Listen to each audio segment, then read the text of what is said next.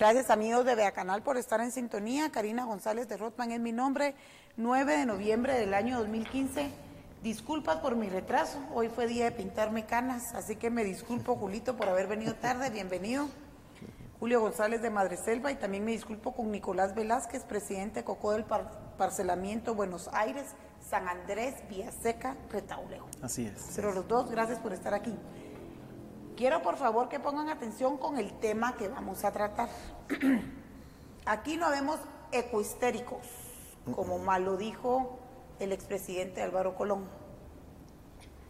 Aquí no vemos terroristas, no habemos comunistas, habemos gente que le tiene temor al Creador y que ama el entorno que el Padre nos dio, para que lo cuidemos, para que saquemos alimentos de él, para que sobrevivamos, pero para que aprendamos a vivir conjuntamente.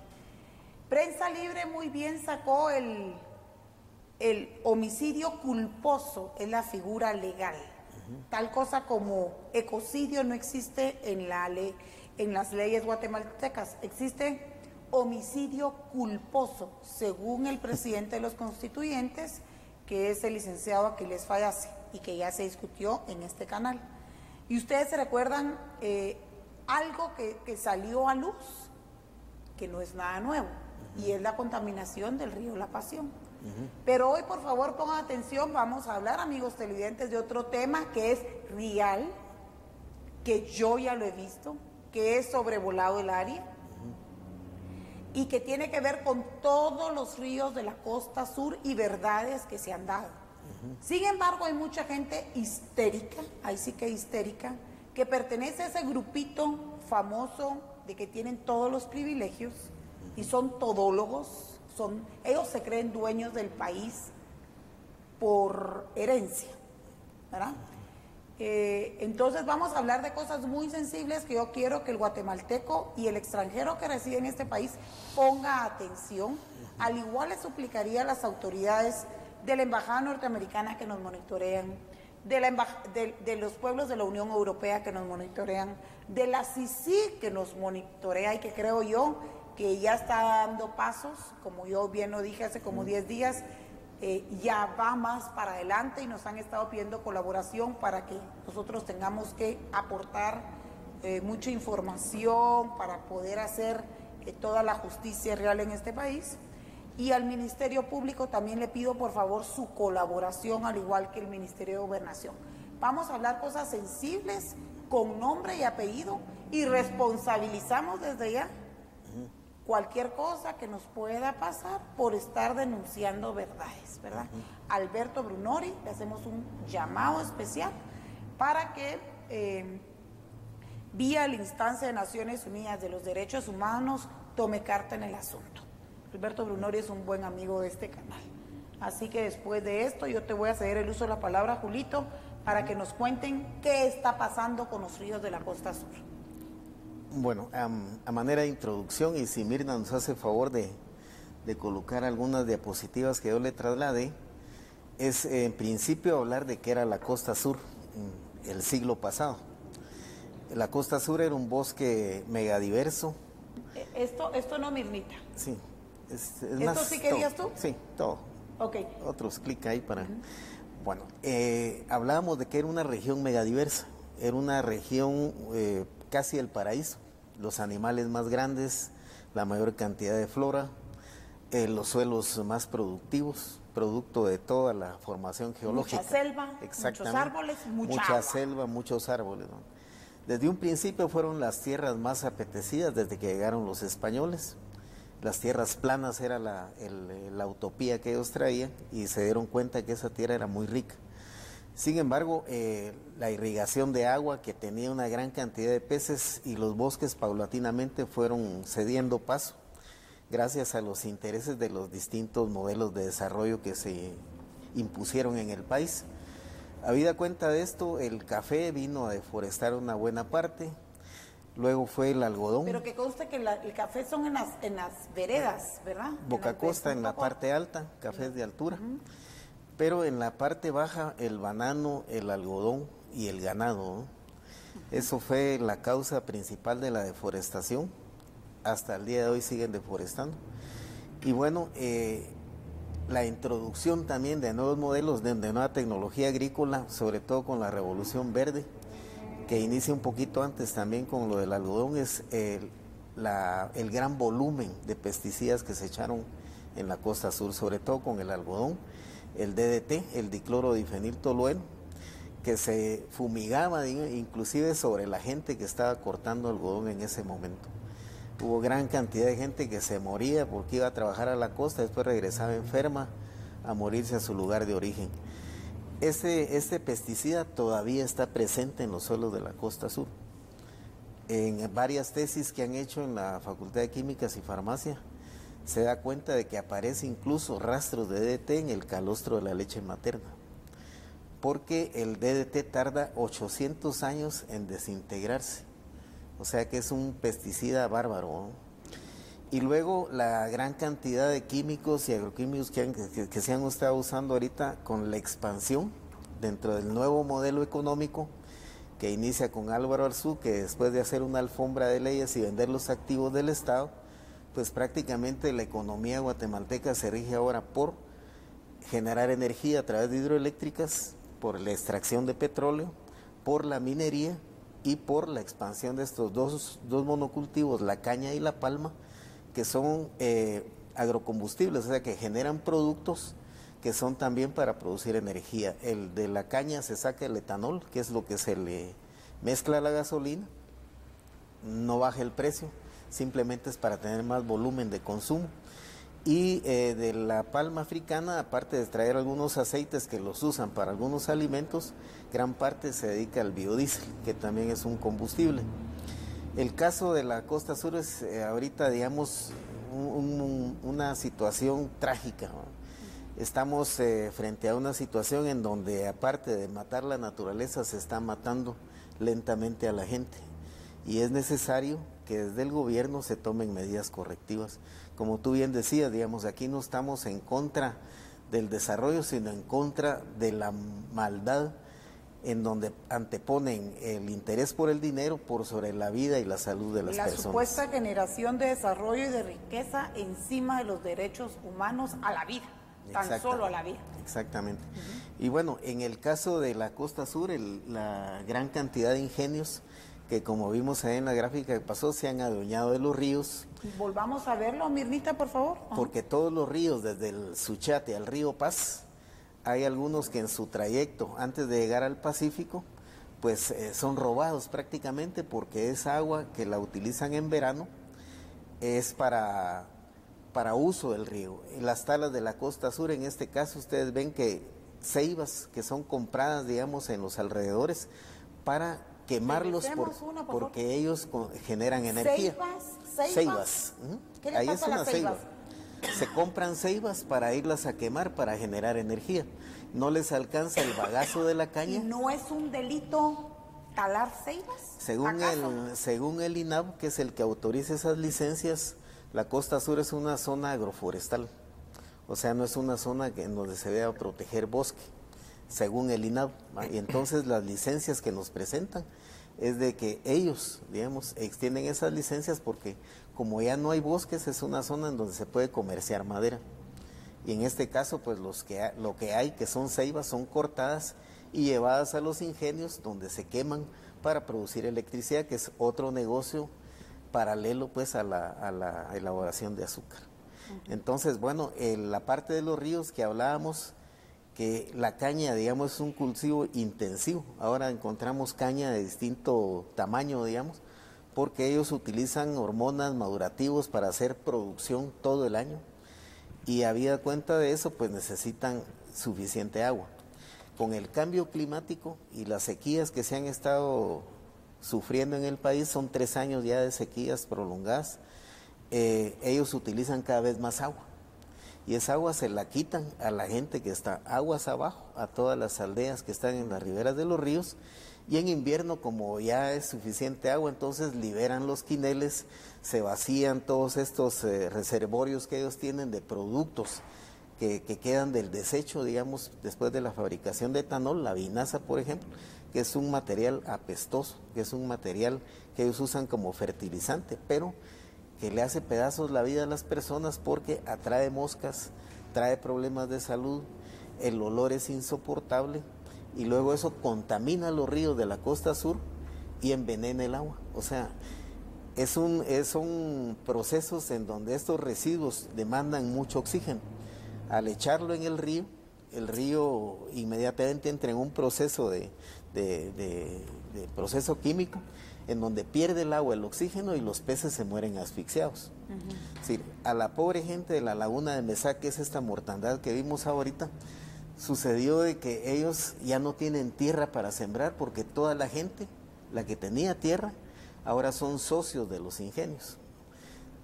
O se las arriendan por mucho tiempo o entran a un nivel de sociedad y entonces ya la tierra que antes los campesinos arrendaban ya no está al alcance de su capacidad económica.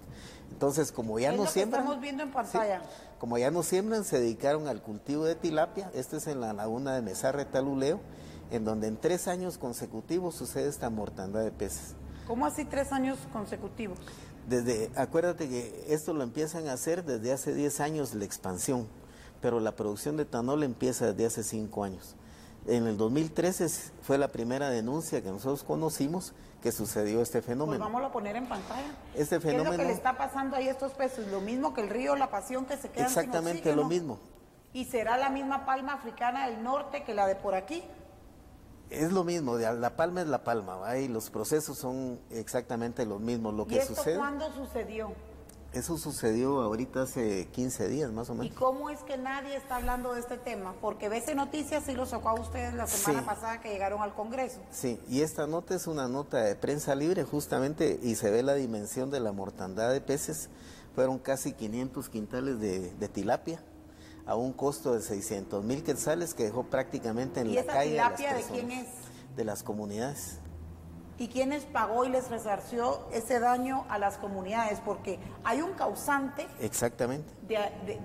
Hay un causante de la mortandad de estos peces. Correcto. Que no es de todo el pueblo, sino que es propiedad privada de comunidades. Exacto. ¿Quién se va a hacer responsable por este daño económico? No digamos el ambiental, pero como aquí la macrosanta propiedad privada, ¿verdad?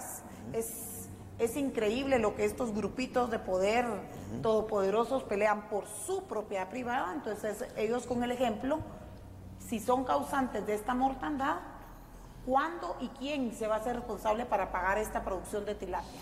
Pues como te contaba, han habido denuncias anteriores y se han quedado... ¿El Ministerio Público ya sabe esto? Lo sabe. O sea que podemos hacer un llamado enfático a la fiscal general que esta es propiedad privada, que alguien tuvo el derecho de hacer por ejemplo, de matarla. Así es. Y no importa. Así es. Fíjate que... ¿No camina la denuncia? En el 2013 se presentó la primera denuncia y se han sumado otras, porque no son solo los peces y no ha pasado nada. ¿Nada pasó durante el periodo de la doctora Claudia Paz y Paz? Ya había salido cuando... O sea, el problema es... 2013, cuando con ya... la actual administración del Ministerio Público. Sí, y no solo ellos, digamos, ahí está implicado el Ministerio de Ambiente y Recursos Naturales, el Ministerio de Agricultura, la Procuraduría de Derechos Humanos. Pero se supone que el MP es el ente legal para investigar. Así es. ¿Ustedes han aportado pruebas al MP? Totalmente, sí. Se presentaron las pruebas inmediatas, hicieron análisis y fue la CESAN, fíjate, cosa curiosa, la Secretaría de Seguridad Alimentaria la que dio recomendaciones, porque ni los análisis del Ministerio de Ambiente ni los del MAGA buscaban o se enfocaban a buscar al causante. Decían ¿Y cómo? Si son empleados de... Que se había llegado tarde, que las muestras no tenían lo suficiente elemento para decir qué había pasado. Eso nosotros lo sabemos perfectamente. Una denuncia, como aquí no caminan las cosas, ¿y por qué no denunciamos en la Corte Interamericana de Derechos Humanos?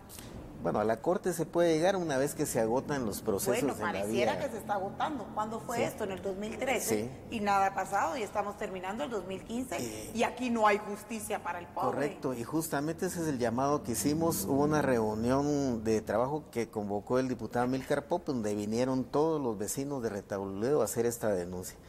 Y nuevamente pues los medios se quedan callados, no se cubrió Noticias mayor. Sí los cubrió. Sí lo sacó, Prensa Libre sacó algo y ahí se quedó la cosa. Bueno, Lo que hacemos nosotros es un llamado al Estado. El Estado es un tutelar de derechos. Se supone que el fin supremo del Estado es procurar el bien común, para empezar por ahí.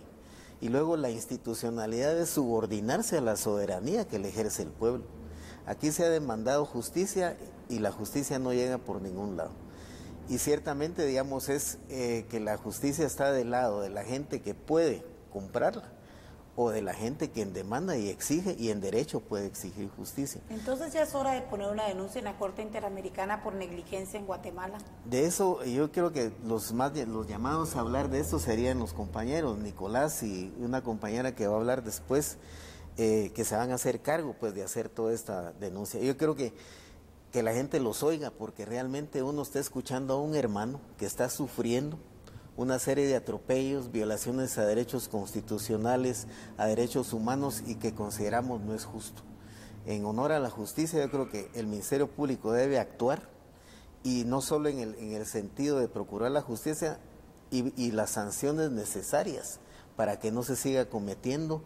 Esto ya no sería un ecocidio, sería el homicidio culposo, porque aquí hay gente de por medio que es la que está padeciendo este alto grado de contaminación. Ecocidio no existe en la legislación guatemalteca. Porque no quieren, porque además, te cuento, la normativa ambiental está siendo ahorita nuevamente consultada. Ojalá que finalmente el Ministerio de Ambiente logre de alguna manera reformar esas leyes perniciosas, esas leyes que privilegian únicamente a las empresas y dejan de lado los derechos humanos de las personas. Sí, y entonces esa cosa como que los empresarios del grupito privilegiado del CACIF se van a ir a sentar a las Naciones Unidas porque quieren ser responsables empresarios, es ridículo.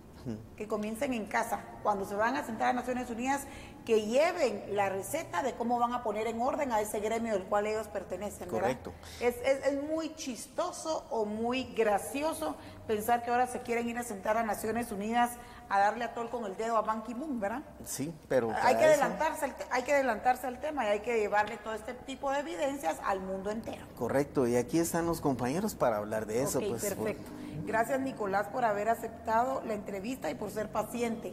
Nicolás, bienvenido a Vea Canal, Vida, Ecología y Ambiente. Tenemos 10 años de estar luchando en contra de la corriente y estamos vivos por la misericordia únicamente de Yahweh, nuestro Padre. Nicolás, ¿cuántos años tiene usted? Gracias, muy buen día, amigos y hermanos televidentes. Mi nombre, como ya lo decía, es Nicolás Velázquez Yes. Nací en el parcelamiento Buenos Aires del municipio de San Andrés Villaseca, departamento de Retaluleu. ¿Y tiene cuántos años? Tengo 40 años. Ok, 40 años. Originario, el origen, digamos, nuestro es de la etnia quiché. Lamentablemente por cuestiones de Estado, más que todo de política de Estado, pues nuestro idioma ya no lo tenemos nosotros, pero sí nosotros ponemos de nuestra parte para recuperar, digamos, parte de nuestra propia identidad. Hasta, perdón que yo quiera ir haciendo, antes de cederle bien el uso de la palabra, sí. Quiero que el pueblo sepa quién es usted y cuál es su entorno. A ver, ¿hasta qué grado de escolaridad tiene usted? Dentro de lo que es el grado de escolaridad primaria, yo solamente cursé tercer grado primaria. Okay, permítame. Tercer grado primaria, ¿por qué, Nicolás? Porque en primer lugar nosotros como campesinos pues necesitábamos producir, porque la economía en el área rural y el acceso, digamos, a nuestras comunidades pues no es la idónea ni la adecuada hasta el momento. ¿Dónde vivió en su niñez y juventud? Allí en el microparcelamiento Buenos Aires. ¿Cómo era Buenos Aires cuando usted tenía 10 años? Cuando yo tenía 5 años, le podría decir que recuerdo bastante bien un lugar bastante rico, un lugar donde los ríos cantaban, donde las aves y todos convivíamos, los bosques, o sea, el viento hablaba con nosotros, los bosques también, digamos, nos oxigenaban, nos alimentaban. El aire. Por eso la comunidad se llama Buenos Aires. Porque es un lugar paradisíaco, por decirle así. Muy bien. A ver, ¿cuántos hermanos tiene usted? Nosotros somos 8 hermanos, 2 hermanas y... ¿Todos viven? Sí, sí, todos viven. ¿Mamá y papá qué hacían? Mi madre es tejedora. Mi madre es tejedora de tejidos como paños, le llaman. ¿Y el grado de escolaridad de su mamá? No estudió. Okay. ¿Y no su papi? Mi padre tampoco estudió, pero él sí sabe leer y escribir. Ok, autodidacta, digamos. Ajá. Muy bien. ¿Y papá en dónde trabajaba cuando tenían los 8 niños estaban pequeños? En la milpa.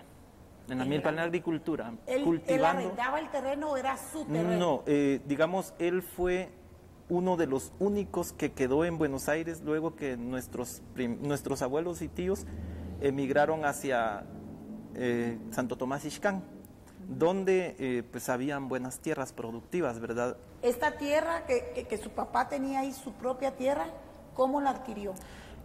Fue producto de la reforma agraria de Juan José Arévalo y Jacobo Arbenz, Ok. de ese tiempo. Ok. Aunque el microparcelamiento se legalizó en el 17 de junio de Muy 1957. bien. Ahora, Nicolás, uno de los 8 hermanos, Sí. de mamá y papá trabajadores, ¿cuándo se casa? ¿A qué edad se casa? Yo me casé a los 19 años. Muy joven. Sí, bastante joven. ¿Por qué se casa? En primer lugar, nivel, digamos, esperanza de preparación académica en el área rural, pues es nula. Ajá. Lo más que podríamos acceder nosotros en ese entonces era 6º grado primaria. Había radio. Cuando usted tenía 19 años y ahora tiene 40. Sí, Había radio. sí ya existía, digamos, emisoras, escuchábamos, pero los niveles, digamos, eran muy pocos las frecuencias que... Había televisión. No existía ni energía eléctrica, digamos, en ese tiempo. ¿Y su casa de qué era hecha? De palmas de manaca con ¿Adobe? cercos de guarumo, o sea, varas, lo que uno pudiera conseguir. Ok. ¿Tenía agua cerca? ¿Había agua cerca de su casa? El río, el afluente del río Cis, el río Popoyá, que él sí atraviesa nuestra comunidad, uno de los ríos suficientemente limpios. ¿Era limpio? Era agradable, de lo más maravilloso. ¿Cómo es ahora? Hasta el día de hoy, el caudal del río pues ha bajado bastante. ¿Cuánto es bastante?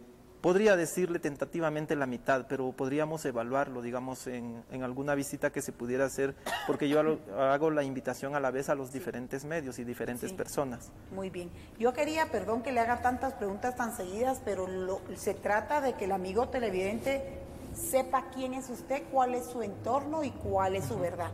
Ahora sí, no lo voy a interrumpir y cuéntenos qué es lo que está sucediendo, por favor. El drama de la población de la costa sur, porque no se trata solamente del parcelamiento Buenos Aires, sino que se trata de la región en sí, de nuestro territorio, surge desde la década de los 90. La contaminación de los afluentes para el río Cis, para el río Oc, la contaminación de las lagunas, con el agua que los padres o abuelos le decían agua de cachaza, pero en sí nosotros hemos dado cuenta de que es lavado de caña, que junta un montonón de químicos, ¿verdad?, para el proceso de la limpieza de la caña. Entonces ese lavado de caña, lo que caía residualmente, digamos, hacia los ríos, a los afluentes y los riachuelos, e incluso en las lagunas.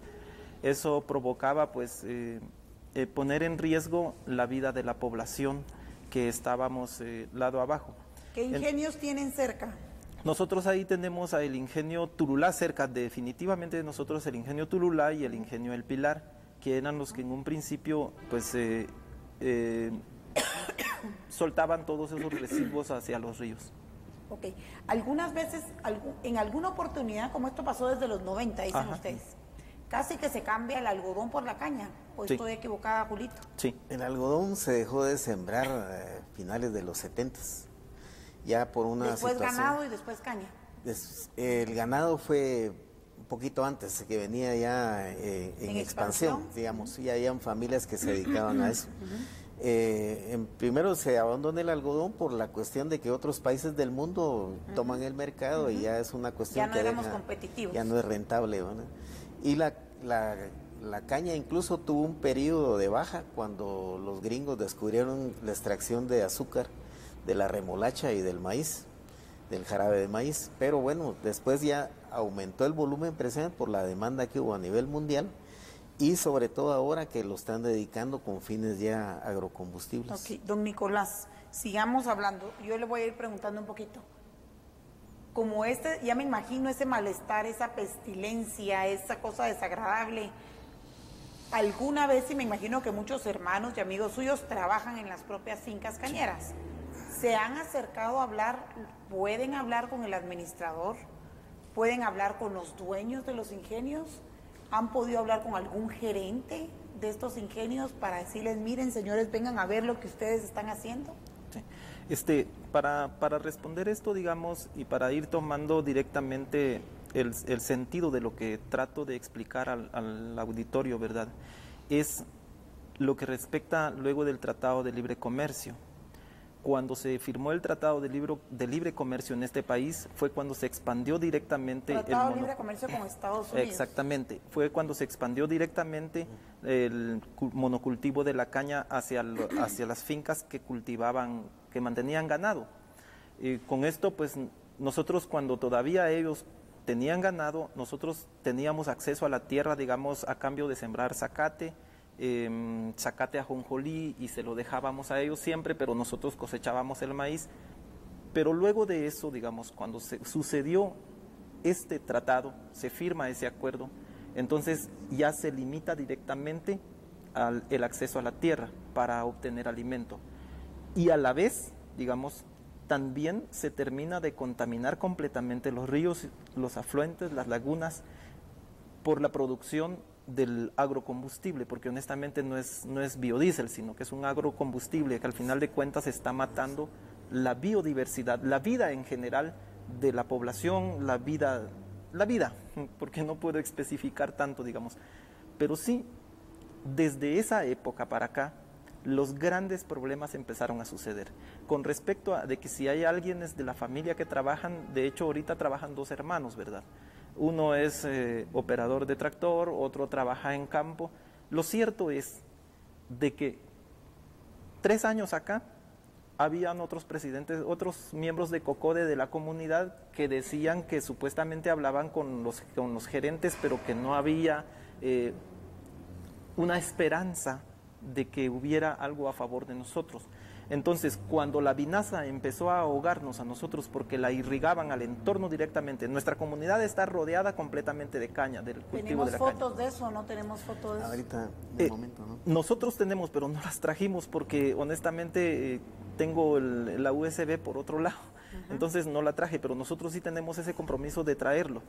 Lo cierto es de que cuando esto estuvo sucediendo, las familias empezamos a necesitar aire para respirar, empezamos a necesitar agua, empezamos a necesitar alimentos, porque junto a ello, después de eso, de ese famoso tratado, vinieron las aplicaciones aéreas a cielo abierto. No importaba que ¿Aplicaciones aéreas de qué? De madurantes, de ¿cómo pudiera decir? ¿Y de lo pasaban fertilizantes, echando aún encima de su milpa? directamente sobre las comunidades, sobre los cultivos. No importaba si nuestro territorio únicamente tiene la distancia de una caballería de ancho. No importaba, porque utilizaban avionetas, y estas avionetas directamente, cuando pasan, arrastran.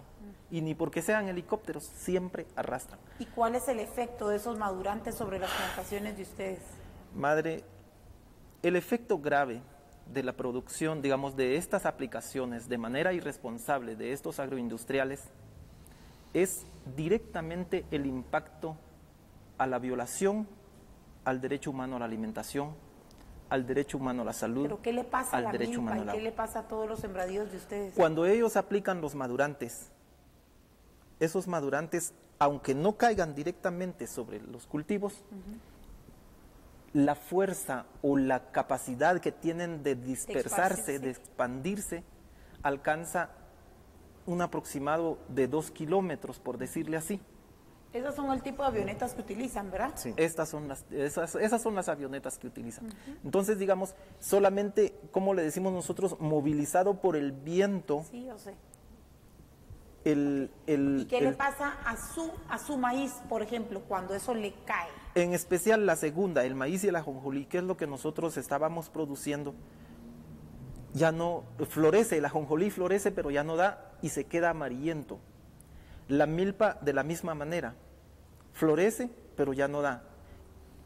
Y junto a ello, digamos, cuando ellos fumigan para eliminar las plagas de sus cultivos, esas plagas, las que no mueren, emigran hacia nuestros cultivos. Entonces, digamos, es un problema tras otro problema y es grave. Entonces, allí es donde ¿Qué le pasa empieza... al agua del río cuando le cae eso? Porque igual el aire se la lleva y cae encima del río. Sí. ¿Qué pasa? ¿Qué pasa con el río? El río es contaminado, los ríos son contaminados directamente. A más de eso, digamos, el trabajo que realiza la biodiversidad de nuestra fauna, de nuestra flora, también tiene repercusiones. ¿Qué le pasó a los pajaritos Exactamente. que cantaban? ¿Dónde fueron a conseguir alimentos? Ya no hay donde el alimento para estos ¿Hay pájaros. pajaritos todavía o muy pocos? Aún existen, pero ya muy pocos, ya están en peligro de extinción. Con nosotros, digamos, esa diversidad de aves, de animales también, digamos, que caminan en la tierra, de todo tipo de especie, están en grave peligro de extinción por la irresponsabilidad de este gremio. Entonces, digamos, es afectado tanto la población campesina como la población silvestre. Junto con ello, la gran deforestación que provocaron, digamos, a los ríos, a las lagunas.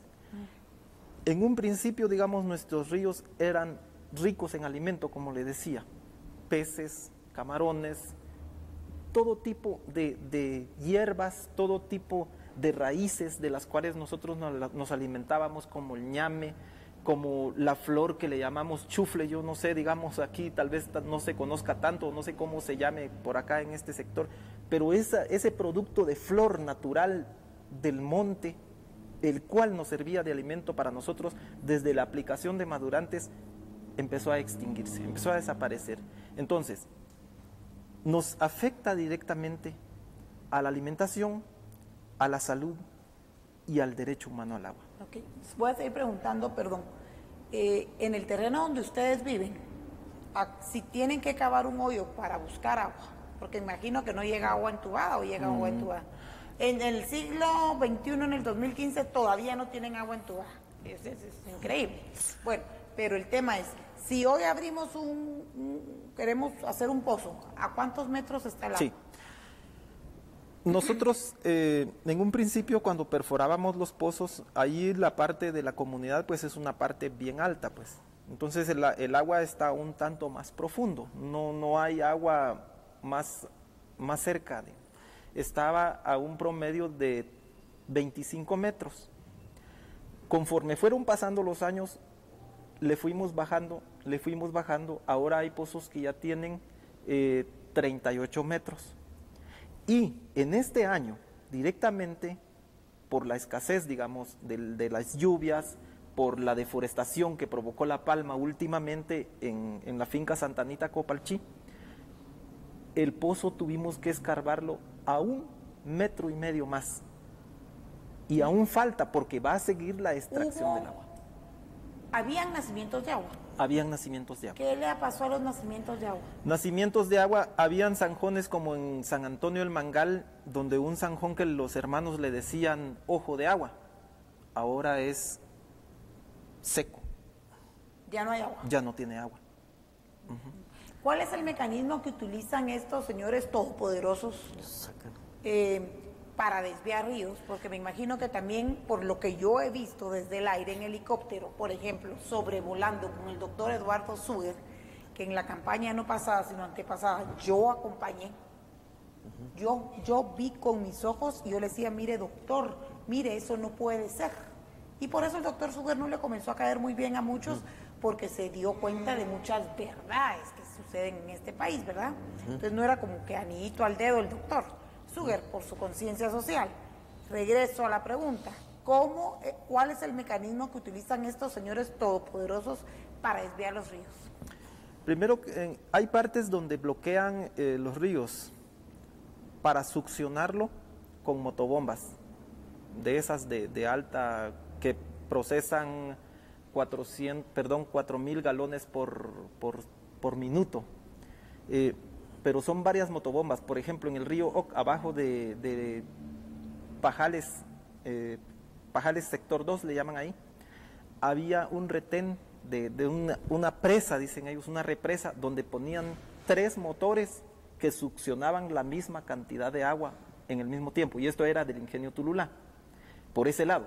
Por el otro lado, en el río Cis... Ingenio Turulá, son los Buizcairol. Los Buizcairoles en consorcio ahora con los Botrán. Por el otro lado, en el río Cis. Estoy hablando de familias, no de nombres específicos, pero todos sabemos que la familia Buizcairol era un ingenio pequeño, sí, relativamente pobre a comparación de ingenios muy cercanos como el Pilar y otros grandes, ya no de Reu, sino de Mazatenango y de Escuintla. Ajá.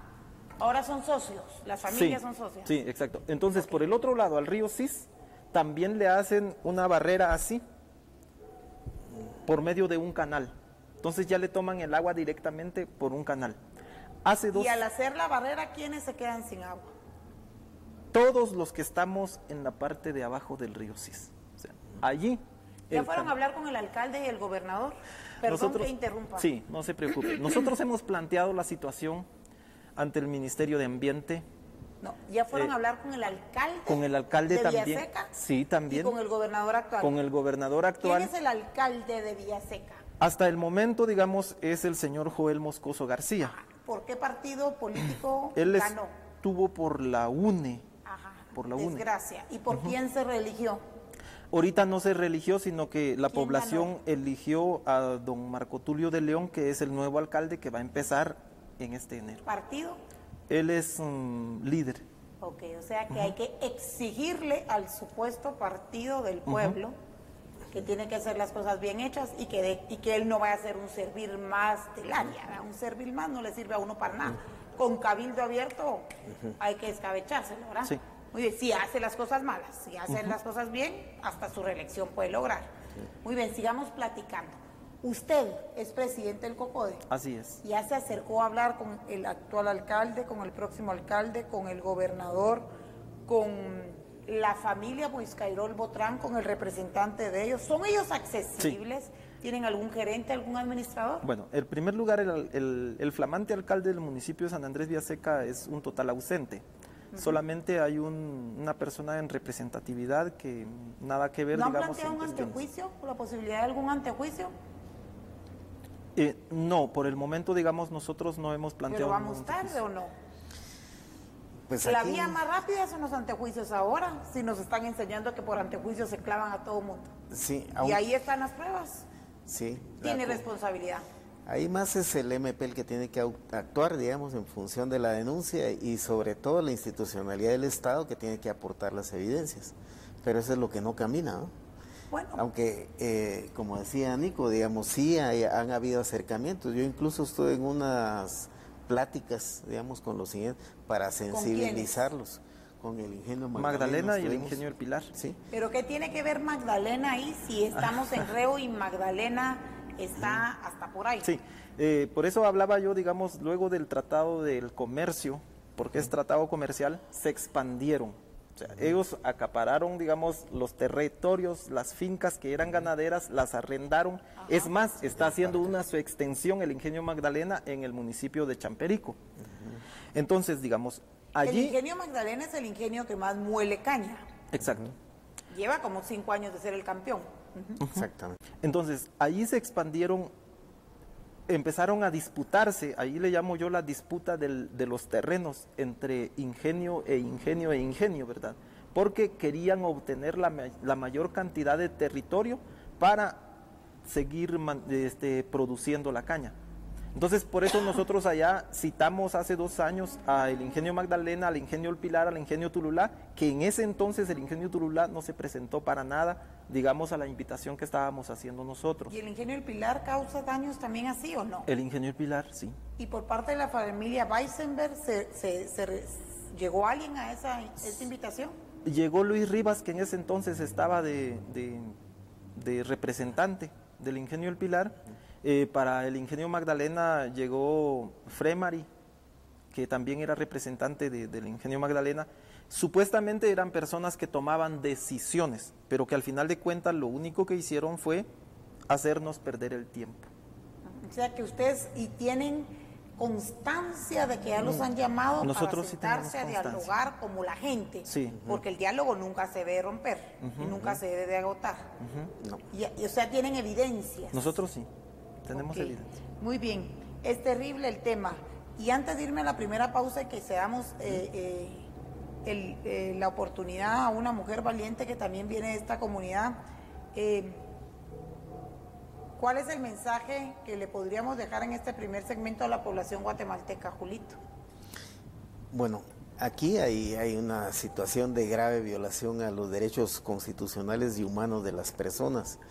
La necesidad también de reflexionar sobre el tipo de modelo de desarrollo que queremos. La necesidad de reflexionar también sobre la necesidad de una normativa ambiental que proteja derechos de las personas. La necesidad también de que el Estado de Derecho actúe como debe de actuar y que procure justicia pronta y cumplida. La necesidad también de que como guatemaltecos nos pongamos a pensar seriamente en el país que estamos destruyendo, ¿verdad? Porque no es solo por el interés de un grupo privilegiado de empresarios que vamos a arruinar el ambiente para las futuras generaciones. Y aquí estamos hablando de agua, estamos hablando de suelo, estamos hablando de ambiente, estamos hablando de vida. Muy bien, Entonces, muy bien, me voy a la primera pausa. Yo me quedo con dos temas antes de irme a la pausa. Obama ha hablado que quiere dejar su legado antes de dejar el trono de la potencia en tema ambiental. 2, y él es el tercer o cuarto hombre más influyente en el mundo. 2, el Papa Francisco ha hablado de reformas y ha sido muy crítico con este tipo de injusticias. 3, para los ortodoxos conservadores, aquí no estamos hablando de los derechos humanos de un delincuente, aquí estamos hablando de los derechos humanos de gente trabajadora y noble, para que no vayan a osar malinterpretar el término, y gente productiva. Ya regreso, no se vayan.